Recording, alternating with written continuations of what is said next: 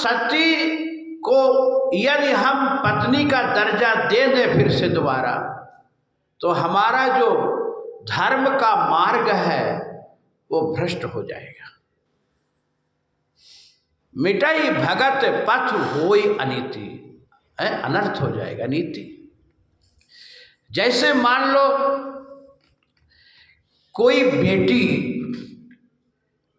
अपनी माँ का साड़ी पहन करके मुंह ढक करके बैठी रहे उधर पीछे फिर के, और वो आ जाए पति, अरे कैसी आज बड़ी सुंदर, और सुनाए, अरे आज बहुत अच्छी लग रही हो, आज जैसे मुंह खुला रही, अरे बेटी तू, तो अब तो देखो कैसे पत्नी का दर्जा था बेटी में हो गया, तो पत्नी बेटी बन गई, ऐसे सती मां बन गई।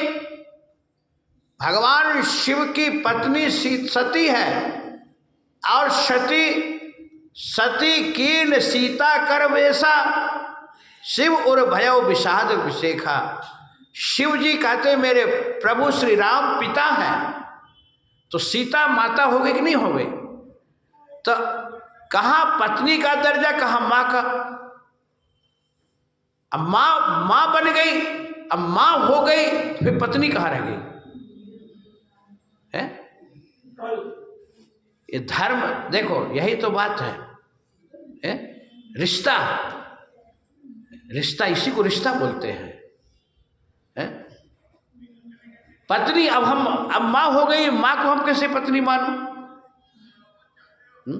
वैसे तो गोस्वामी जी कहते हैं कि पर नारी जो पराई स्त्री है, तो पराई स्त्री को माँ समझो, वो पराई स्त्री को माँ समझो, क्योंकि कोई पराई स्त्री को देख ले आपके अंदर कुभाव आ गया।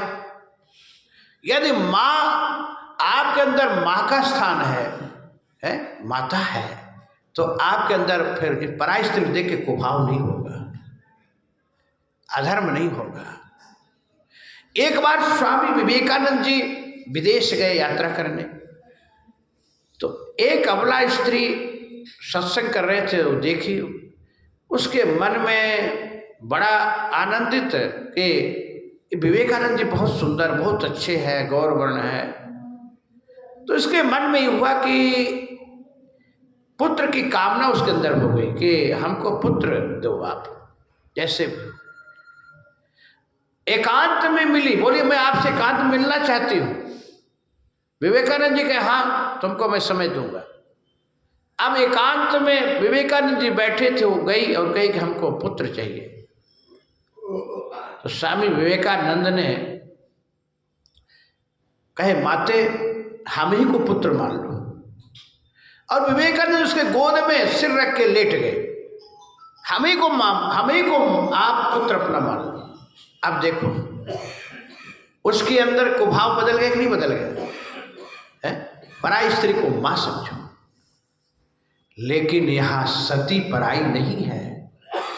सती तो भगवान शिव की पत्नी है, लेकिन सीता मां का, भगवान शिव के मां का भेष धर के गए। ये भगवान शिव को अच्छा नहीं लगा। भगवान शिव ने अब प्रण कर लिए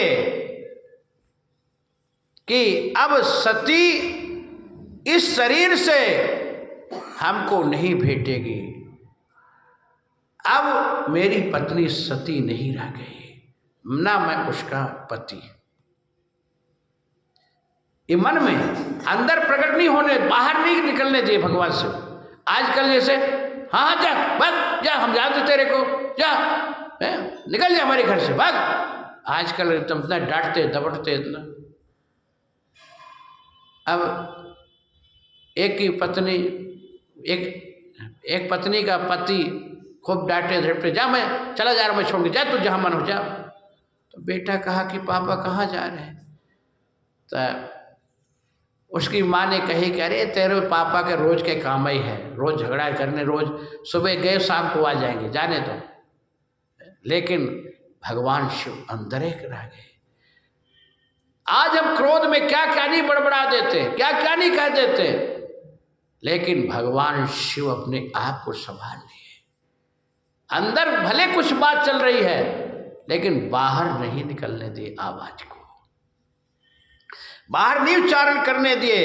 भगवान शिव अंदर है, अंदर अपने मन में विचार कर लिए, विचार बन गया भगवान शिव का, और भगवान शिव प्रण कर लिए। और वो प्रण को सती नहीं जानी, देवता जान गए कि भगवान शिव ने इतना कठिन प्रण कर लिए, अब अपने पत्नी को त्यागे देंगे, इसका प्रण कर लिए।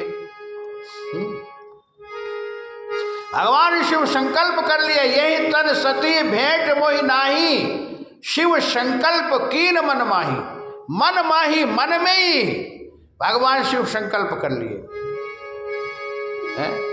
तो और भगवान शिव और सती ये कैलाश की ओर जा रहे दोनों, तो रास्ते में ही आकाशवाणी होती है, वाह भोले बाबा, आप ऐसे हैं प्रण करने वाले, सत्य को निर्वाह करने वाले कौन हो सकता है।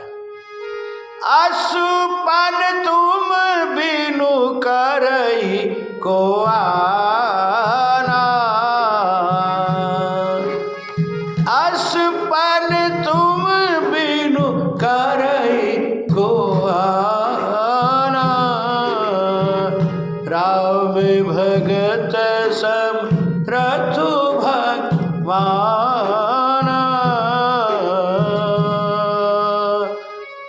ऐसे कौन हो सकता है।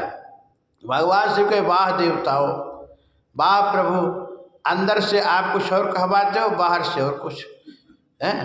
और भगवान शिव